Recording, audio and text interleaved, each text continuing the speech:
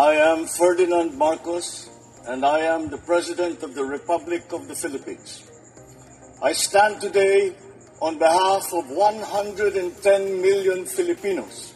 Mr. President, ladies and gentlemen, the Lady Justice wears a blindfold for a reason.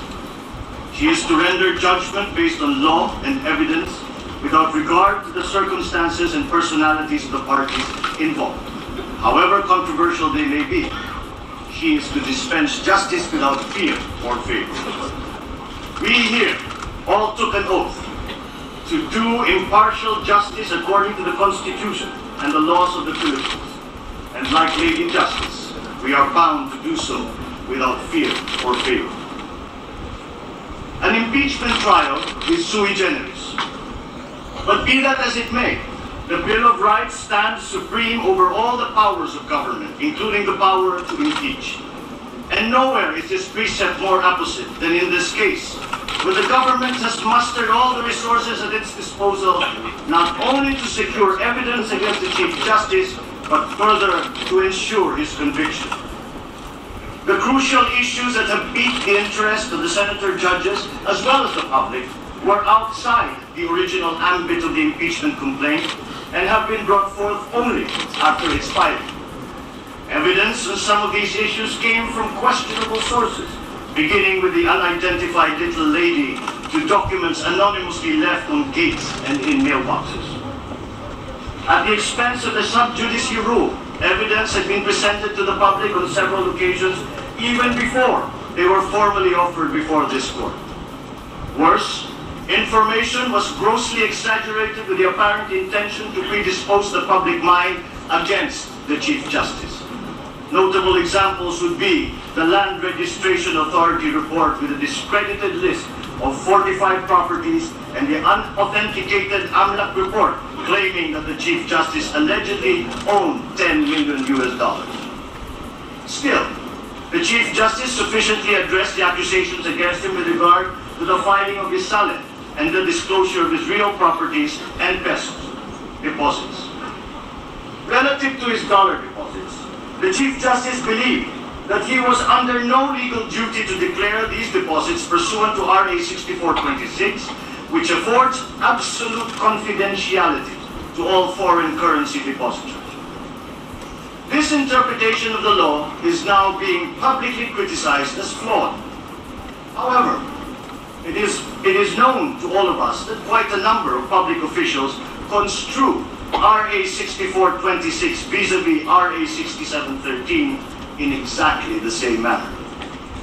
In view of the ambiguous situation created by the concurrent application of the 1987 Constitution, the Salin Law, and the FCDU law, and absent a determinative judicial pronouncement that resolves the contrary positions on this legal issue, the Chief Justice must be presumed to have acted in good faith. Indeed, it has been held that not all omissions and misdeclarations in the Salin amount to dishonesty. The framers of the Constitution intended culpable violation of the Constitution to mean a willful and intentional violation of the Constitution. Betrayal of public trust, on the other hand, was meant to be a catch-all phrase to encompass all acts violative of the oath of office or which render the officer unfit to continue in service. Both grounds, however, were contemplated to exclude unintentional or involuntary violations, errors made in good faith, and honest mistakes in judgment. Granting, therefore, that the Chief Justice violated the Salin Law, this certainly does not rise to the level of an impeachable offense. We may be faulted for erring on the side of conservatism, but what we are doing is nothing less than redefining the relationship between branches of government. And when such great affairs of state are uncertain, the resulting instability puts every Filipino's future in limbo.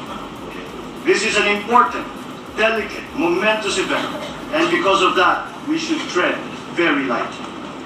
We must be very, very careful and very, very fair in making this decision, because what we do today will reverberate throughout our social and political history, affecting generations beyond ours.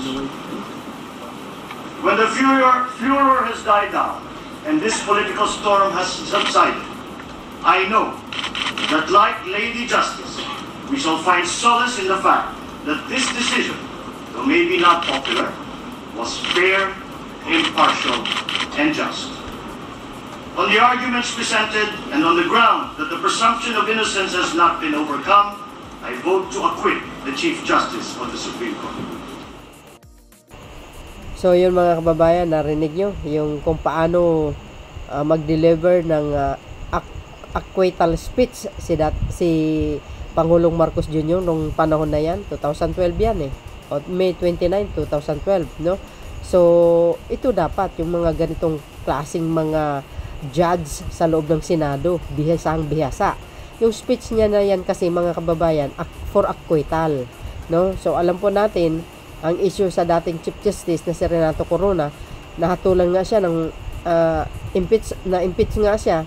Kanya lang mga kababayan, after 11 years nalaman pala ang buong katotohanan na wala naman pala pagkakasala ito si dating Chief Justice Corona tungkol dito sa salin niya mga kababayan. O, biro nyo ang nangyari sa panahon na yan. So, ibig sabihin, yung deliver speech for acquittal ni Pangulong Marcos Jr. nung panahon na yan, totoo pala yung kanyang, yung side niya ba na nakikita niya. Bilang isang judge nung panahon na yun, tama pala siya. Mali yung bumoto for conviction nung panahon na yun. O tingnan nyo yung mga ibang senador, sila Cayetano, sila dati Pimentel, marami dati before. Pero guys, no, sa totoo lang, masasabi natin congratulations kay Pangulong Marcos Jr. that time. Dahil sa speech niya na yan, for acquittal, natotoo naman talaga na dapat ma-acquit si dating Chief Justice Corona nung panahon na yun. Kaso lang guys, alam nyo na nung panahon na yun, nandahil lang po dyan sa issue dito sa ipinaglaban niya yung Santa Luisita magsasaka. Alam nyo po yung nangyari na yan, hindi na natin i-explain mga kababayan. So, ito dapat ang gagayahin ng mga ibang senador. Alamin mabuti, yung mga pinagsasabi, alamin mabuti kung yung mga ipinagtatanggol nila na talagang may katotohanan tulad sa ginagawa ni Pangulong Marcos Jr. Actually guys, ang nag-vote ng for acquittal ng dating Chief Justice, tatlo yan si dating Defensor Santiago, no, Senator Miriam, at saka si dating Senator Joker Arroyo. So yun mga kababayan, ang kapalagayan nyo, no?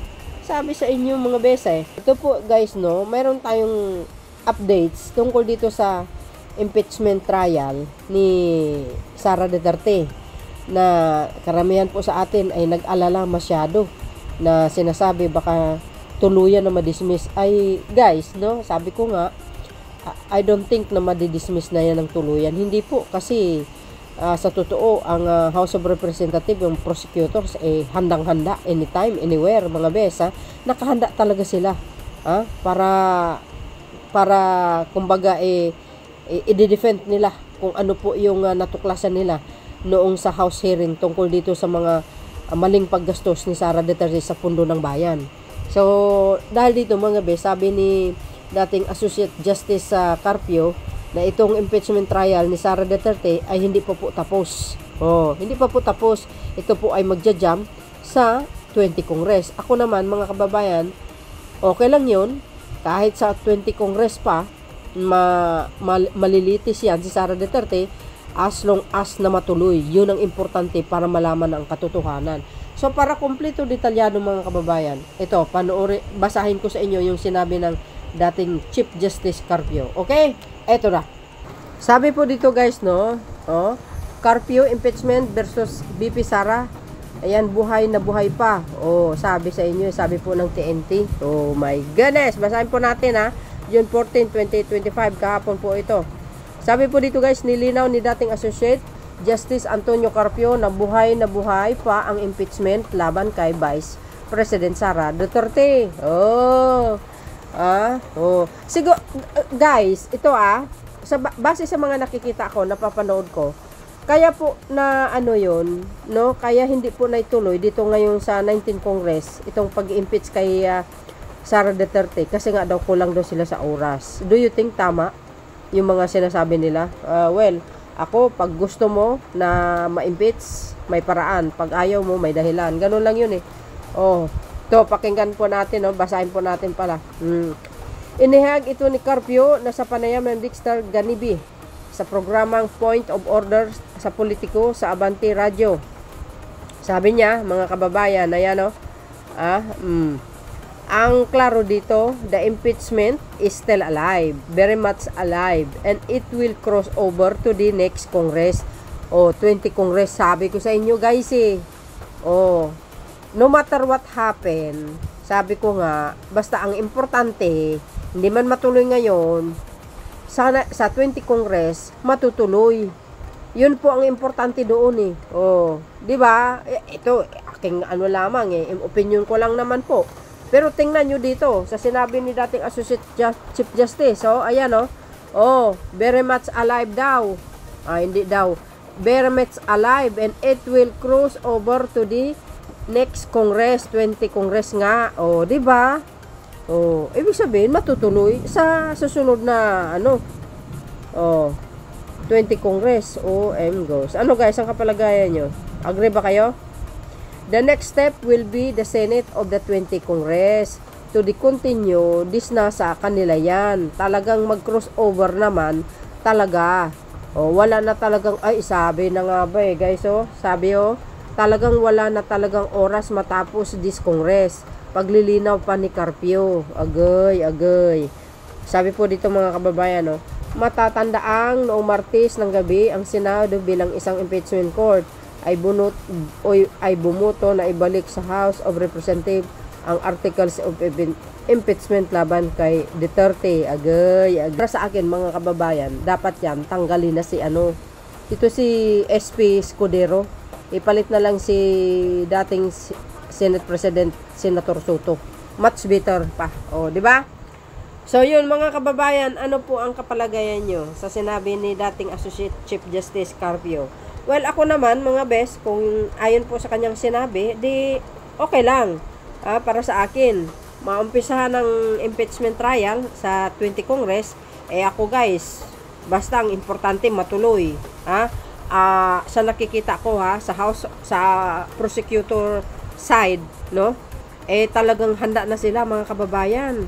They are so ready talaga. They are ready talaga na na haharap sa impeachment trial. Kaya nga lang ito naman ang nangyari, So palagay ko guys, tuloy-tuloy na po 'yan. Kasi ang House ready na nga sila.